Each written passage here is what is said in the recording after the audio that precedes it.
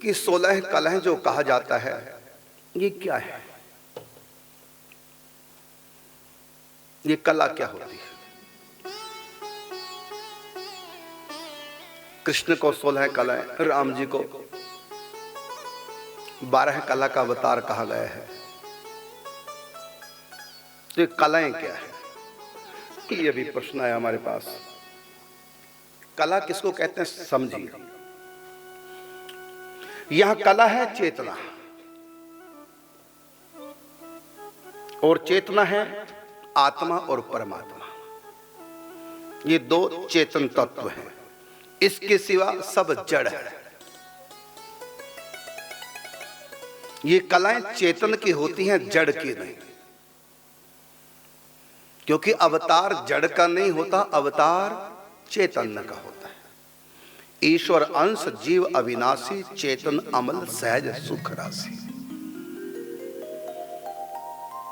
तो परमात्मा तो पूर्ण है, और पूर्ण का अंश भी पूर्ण है। ओम पूर्णमदः पूर्णमिदं पूर्णात् पूर्णमुदच्यते पूर्णस्य पूर्णमादाय पूर्णमेवावशिष्यते। तो ये वेद वाक्य है कि पूर्ण का अंश भी पूर्ण ही होता है।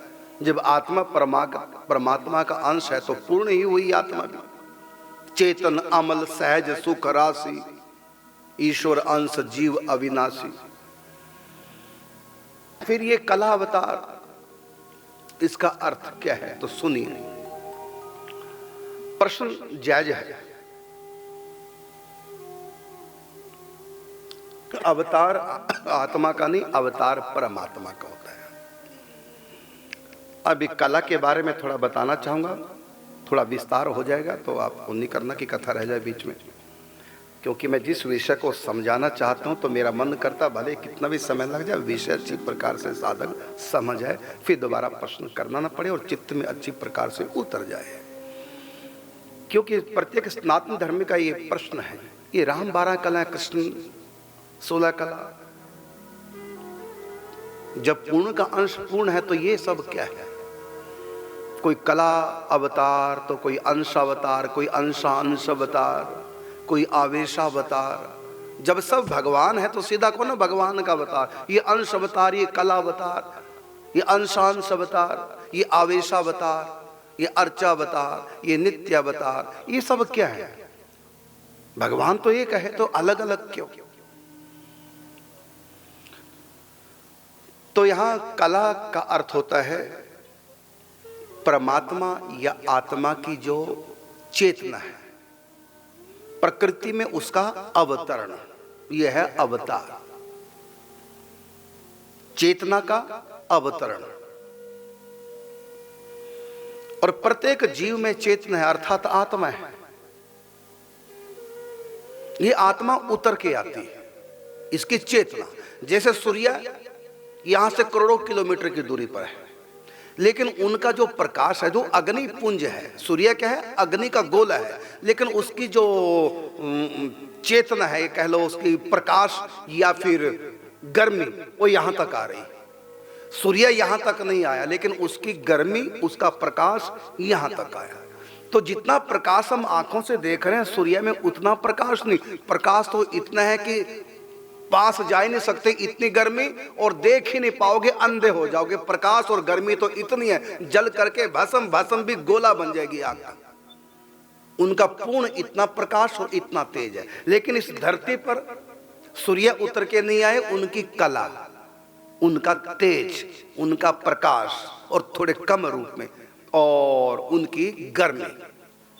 तो जितनी गर्मी यहाँ उतरे का, जिसको हम लोग टेम्परेचर कहते हैं, क्या सूर्य का इतना ही टेम्परेचर है? जबकि टेम्परेचर सूर्य का ही है। ये टेम्परेचर अग्नि का है, सूर्य का है। मौसम का जो टेम्परेचर है, धूप में टेम्परेचर है, सूर्य का ही है। क्या सूर्य में इतना ही टेम्परेचर है? और ये प्रकाश जो है, ये सूर्य का ही है। क्या सूर्य में इतना ही प्रकाश है? वो उतर के आया नीचे। सूर्य नहीं, उनका, उनकी चेतना उतर के आई। तो इसी प्रकार परमात्मा की चेतना उतर के आती है। तो परमात्मा की चेतना हमारी आत्मा, तो परमात्मा भी प्रकट होते हैं और आत्मा की चेतना भी प्रकट होती है। तो कहां प्रकट होती है? शरीर के माध्यम से। जैसे हमारी आत्मा की चेतना की प्रथम अभिव्यक्ति बुद्धि में उतरती है, जो हम सोचते हैं, विचार करते हैं, ये किसकी पावर है? आत्मा की। यदि आत्मा निकल जाए तो हमारी बुद्धि तो यहीं रहेगी, क्या सोच पाएगी? तो सोच किस शक्ति से रही है? ये आत्मा की प्रथम अभिव्यक्ति है बुद्धि में, और उससे कम मन में अभिव्यक्ति आत्मा की, और उससे कम ज्ञान इंद्रियों में, उससे भी कम कर्मेंद्रियों में। तो आत्मा की अभिव्यक्ति, इसकी चेतना, या अपनी भाषा में सिंपल सी कह दो जो हर व्यक्ति समझे, शक्ति, पावर, यही है कला।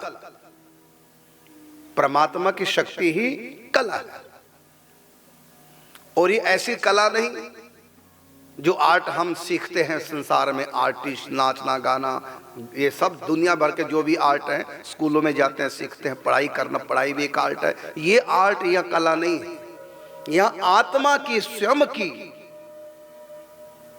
जो पावर है वो कितना अभिव्यक्त हुई शरीर के माध्यम से, उसको कला कहते हैं।